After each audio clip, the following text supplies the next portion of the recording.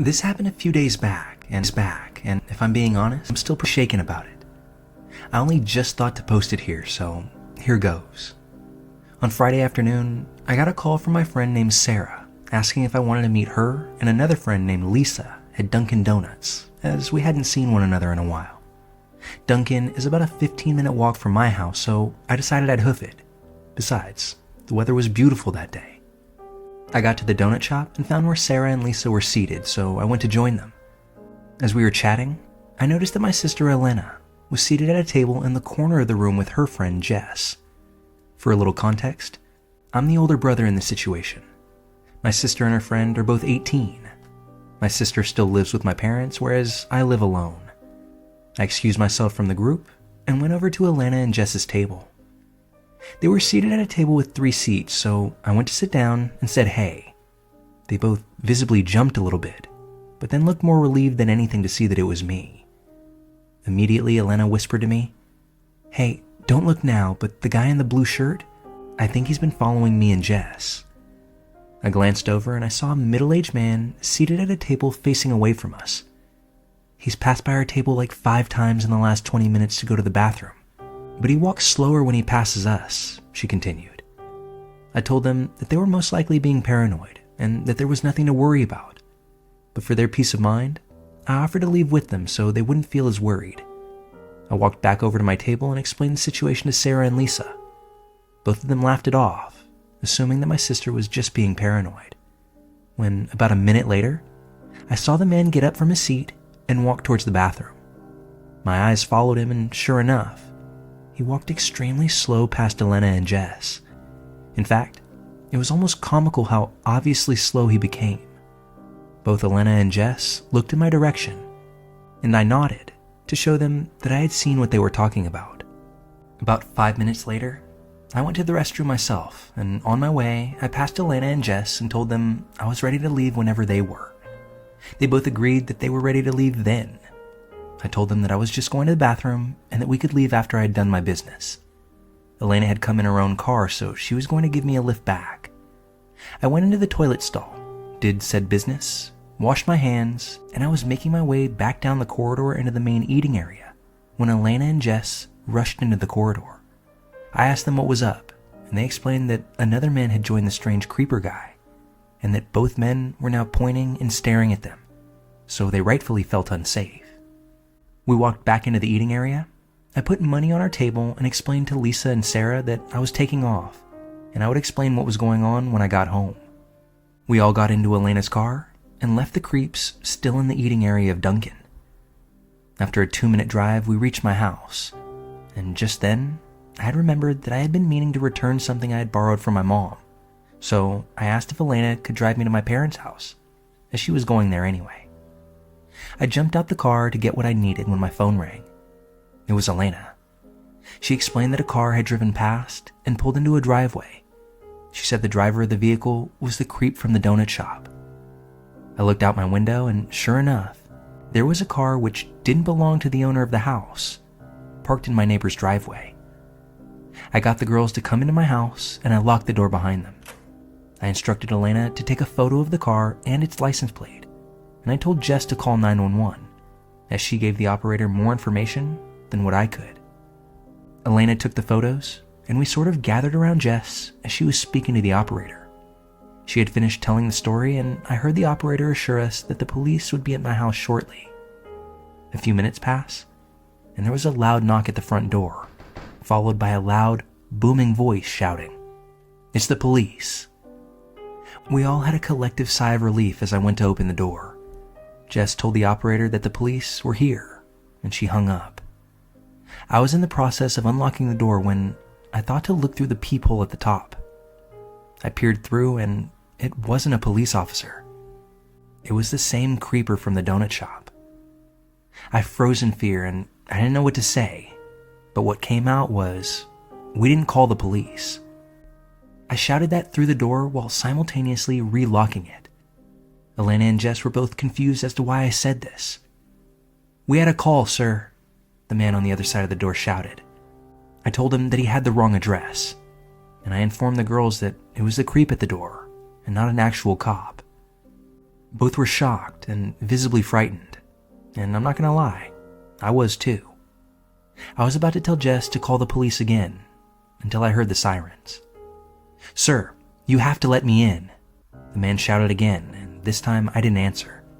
He was now pounding on the door, his commands for me to let him in now morphing into begging and pleading.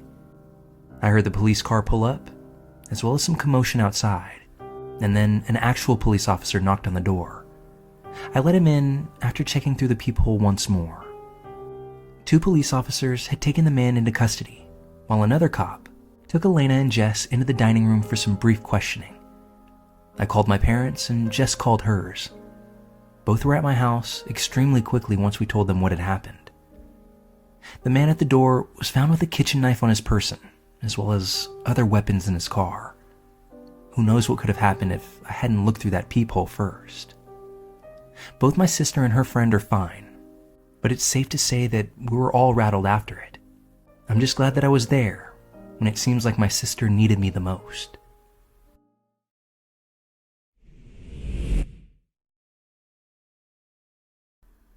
This happened when I was a bartender, about 6 years back. For the record, I'm a female, and I was around 26 at the time. I think about this often, as it's changed the way that I choose to operate within my life. I now refuse to go to any store alone after midnight, and this story will explain why. On a busy Friday night, I was bartending with the bar manager, and he had noticed that we were low on some bar necessities after the dinner rush. Think lemons, limes, bitters, those sorts of things. So I was sent out to go to a 24-hour grocery store down the road to pick up the odds and ends that we would require to get through the weekend. I picked up everything that was asked of me without trouble at the store. That is, until I got to the liquor aisle. There were 2 country-looking guys that were probably around my age in the aisle, and they were staring at me, whispering to each other in a way that made me feel uncomfortable. I assumed they were making comments about me, which in and of itself is pretty innocent so far. But before they could approach me, I grabbed what I needed and power walked to the self-checkout. I really booked it out of there because when you're a bartender, it's kind of like you're on stage and you're required to be charming and interact with people that you otherwise absolutely wouldn't be able to tolerate unless you're getting paid to. Thus, why I'm not a bartender anymore. I get to the self-checkout, and hot on my tail are those 2 guys. I'm scanning my stuff, and they use the scanning station right next to me. I get a better look at them now that they're basically within my bubble. One is taller, muscular, and average looking at best. The other is shorter and much more plump. They both look dirty, and their eyes were completely bloodshot. Not sure if they were high on something, or maybe they had already been drinking for a while. They continued to stare at me, and our eyes awkwardly met. So I did the pleasant, Midwestern-y thing to do and flashed them a quick, half-assed, closed-lipped smile to be polite. The taller one takes that as an invitation to start talking to me. "Hey, looks like you're ready to party, huh?" I replied with something like, "Yeah, something like that. It's not for me, though." That's when they take a step closer to me and ignore their own responsibility to scan their items. "Oh, must be for your boyfriend, huh?" I flash that same awkward, tight-lipped smile again and roll my eyes slightly. Like, this is your hint that I'm not interested, fellas. The taller one continues to try to talk to me. "You could come hang out with us tonight. We could show you a real good time if you know what I mean." I reply with, "No thanks, I'm good. I have plans already." Well, the tall one starts to get upset that his moves aren't working like he'd hoped, and he starts using a more threatening tone and moves very close to me, almost 2 inches away. But I ignore him, staying focused on the scanner. I don't think he had showered in a few days by the smell of him. He gets a little louder and says, "Oh, I see how it is. You probably only doctors and rich men like that. You think you're too good for us. We can show you that you aren't. We can teach you a lesson." Now, I'm not exactly sure in what context he meant, but it definitely wasn't good. Still not looking at him, I turn away so my body is blocking his view of my purse, which I'd set on the scanner, in order to grab my 4-inch pocket knife and slide it up my jacket sleeve, in case I need to actively protect myself. The whole time I'm acting like I'm searching for my wallet. I do this, however, in view of the self-scan worker standing at her podium, and look at her with wide eyes, trying to communicate that I don't feel safe and I might need help. I turn back to the machine and slide my credit card to pay, while the creepy and hostile guys are practically standing on top of me. The machine malfunctions and starts beeping loudly. The lady worker comes over immediately, and the guys standing next to me change their expressions from, "I'm planning to torture you for a couple of days and toss your body into a creek," to, "Just your friendly good old country boys making polite conversation over here."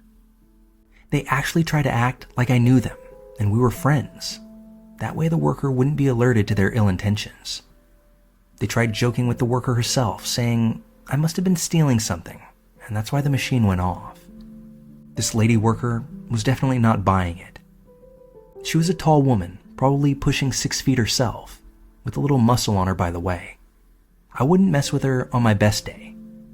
But she presses a few buttons on the screen, shooting the guys a very unimpressed look when they were trying to act charming, and she cancels the order completely. She turns to me and says, "I'm sorry for the inconvenience, ma'am, but this machine seems to be not working correctly. Why don't you gather your things and I'll ring you up at an actual register." She puts her hand on my back and gives me that same wide-eyed look that I had given her a minute earlier, letting me know that she saw that I was in danger. I pick up my things to follow her to a register that's near the security office. The guys linger around self-scan, still glaring at me, and eventually they complete their purchase, but stand right at the exit. I can only assume that they're waiting for me.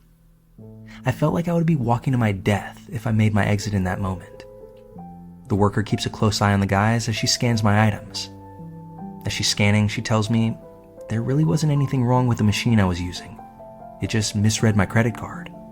She said, "I had a bad feeling about those guys from the moment they walked in, and then I saw them getting aggressive with you. I had already rang security to be ready to walk out to the parking lot and make sure you got there safely when you were ready. Then I saw you take that knife out and put it up your sleeve. Good job. As much as I'd like to see you show them that they picked the wrong chick to mess with, I'm glad I was able to pull you aside and make sure you're safe. I see them waiting by the door for you. I'm just going to keep pressing buttons on the screen and acting like I'm having trouble with your order until they give up and go outside. Our security officer and I are both still going to escort you to your vehicle when you leave." I thought to myself, this woman seriously deserves a raise. I thanked her over and over again and told her what they had said to me. I was getting afraid because I don't know what these guys are capable of. As I'm talking to her, my bar manager calls me to see what's taking so long. I explain what was happening, and he was obviously very concerned, almost ready to come up there himself and kick some ass. By the time I hang up, the guys had given up and walked out to the parking lot. The worker said maybe we should give it another few minutes because she had a feeling that they may still be in the parking lot waiting for me to walk out just to see which vehicle was mine. They'd likely follow me if that were the case. My instant thought was, no way, they have to be gone by now. But I was wrong. The worker and security guard escort me out, and as it was after midnight, you can imagine how empty the parking lot was. Towards the back of the lot, there sat this big old pickup truck running with the lights on, pointed directly at the store. It was a huge parking lot, and it wouldn't have made sense for whoever that was to initially park like that. So I'm assuming they moved the truck to sit that way, just so they'd have a full view of when I exited the store and headed to my car. It was like I was being stalked by some very hungry, very methy lions. When I unlocked my car, and they saw that me, the worker, and the guard were looking directly at them, and that I wasn't getting into my car until we watched them leave, then they peeled out of the parking lot. I mean, they seriously did a burnout to establish that they were pissed and trying to intimidate us or something. Aw, poor creeps didn't get what they wanted. Boo-hoo. I thanked the worker and the guard over and over again, as I'm certain they had just saved my life. Or at least saved me from having to live with whatever those guys were planning on doing to me. I ended up writing a long letter to the store manager and to their corporate location, describing how their employees protected me, and highlighting just how grateful I was. I really hoped that earned her a promotion, bonus, or raise. This woman didn't know me at all and was ready to protect me, which really isn't her job, but she made sure to do it anyway. Like I said at the beginning, I don't go late night shopping by myself anymore. This experience will make sure that I never do that again.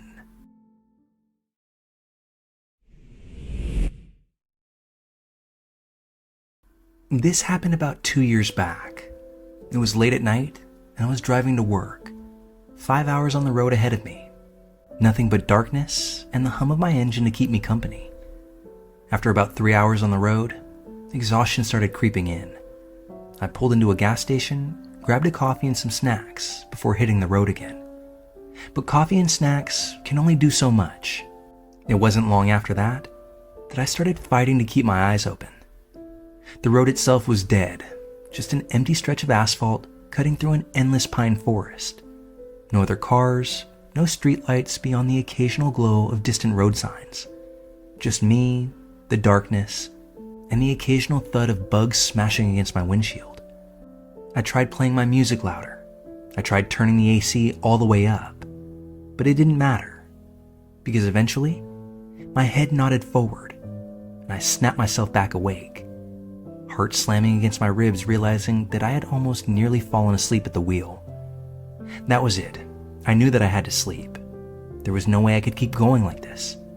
I wasn't going to make it another 2 hours to a proper rest stop, or to my job. I needed to pull over, and I knew that I needed to do it soon. I kept scanning the side of the road, desperate for anywhere to pull over. This went on for maybe 5-10 miles, before I spotted a small pocket on the roadside. I don't really think that it was a designed turnout, just a spot where, over time, I'm sure dozens of cars have either turned around or come to a stop at. But at this point, I didn't care. I pulled in, turned my engine off, and rolled down my window slightly to listen for any signs of life. Nothing. It was pretty much complete silence. Not a single car had passed me in the last half hour, and the only thing moving was the breeze through the trees. I mean, this place was empty. I convinced myself that this place was as safe as any. No one was out there, and if anyone did come by, it would likely just be the cops checking on me. But just to be sure, I locked the doors, adjusted my seat to recline fully, took off my shoes, and placed them on the passenger seat. And then shut my eyes, and before I even realized it, I was out. At that point, I don't know how long I was asleep for, but it was a bright light that woke me up. My eyes weren't even open yet, but that light felt like it was piercing through my eyelids, blinding me before I could even process what was happening. At first, I thought it was a flashlight, thinking someone must have pulled up and was checking on me. Maybe a cop, maybe just some good Samaritan. But as my vision adjusted, I realized that it wasn't coming from a flashlight. These were high beams, coming from a car parked directly behind me. Seeing this shook me awake. I glanced in my side view mirror, and that's when I saw a man walking up towards my car. He was walking slowly, but obviously with a purpose. And for a split second, my half-awake brain tried to rationalize what I was seeing. I was still holding out hope that this was just a regular police officer. But as he reached the driver's side back door, I saw his hand grip the handle, and then he yanked it.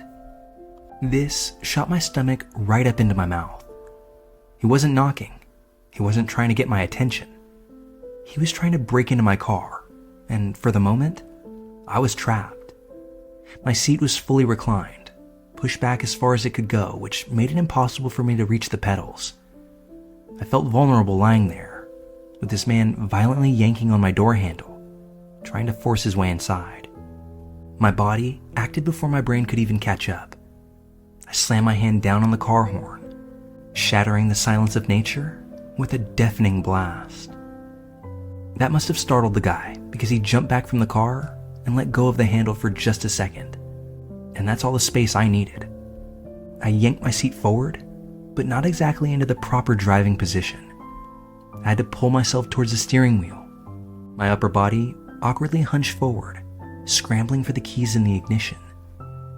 The man was still there, and he had obviously regained his composure, but now he knew that I wasn't going down easy. I didn't give him the chance to try again. With my backside barely even touching the seat, I twisted my body as much as I could. I managed to start the engine, and I slammed my foot down on the gas. My tires screeched against the pavement, sending up a cloud of dust and smoke as I got back onto the road. As I sped away, my body was shaking. I think I was powered by pure adrenaline at that point, and I dared to glance at my rearview mirror. That man was still standing there, only now he wasn't alone. There were two more figures that had emerged from the darkness, stepping into the beams of his car's headlights. One of them was holding something, a long, heavy-looking object. A wrench, a crowbar, a bat. I couldn't tell from where I was, but I knew that I was happy to not find out. If I hadn't woken up in time, if I had just slept a little longer, I don't think I would have been driving away. Whoever this was, they had planned this, and I was their target. I drove off as fast as I could, way past the speed limit, my hands gripping the wheel so tightly that my knuckles turned white. For almost 30 minutes, I didn't let up. I didn't slow down, I didn't stop. And finally, when I felt like I was far enough away, I pulled into the first gas station I saw, my hands still trembling as I readjusted my seat and finally put my shoes back on. I sat there for a while trying to calm myself, realizing just how close I had come to being robbed, attacked, or worse. When I looked down at my car's clock, that's when it hit me. I had only been asleep for 10 minutes. That's all the time it took for them to find me, surround me, and try to break in. At that point, sleep was no longer a problem. I drove the rest of the way to work wide awake, not stopping until I was inside the facility, which is surrounded by fencing and security alarms. That morning when my boss pulled in, I told him what had happened. His reaction? Not shock, not disbelief, just a nod, as if this is a tale that he'd heard before.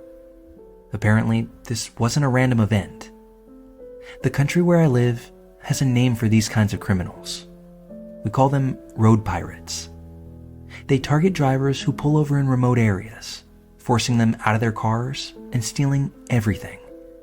Their phones, valuables, wallets, even their vehicles. That stretch of road, one of their prime hunting grounds. Looking back on this, could it have been three guys just checking on me? Maybe, but if that were the case, why wouldn't they just knock on my window? Why'd they feel the need to sneak up from behind? And why was one of them holding something in his hand? I don't personally believe in coincidences. I got lucky that night. And next time, I won't be taking that same chance. Be safe out there.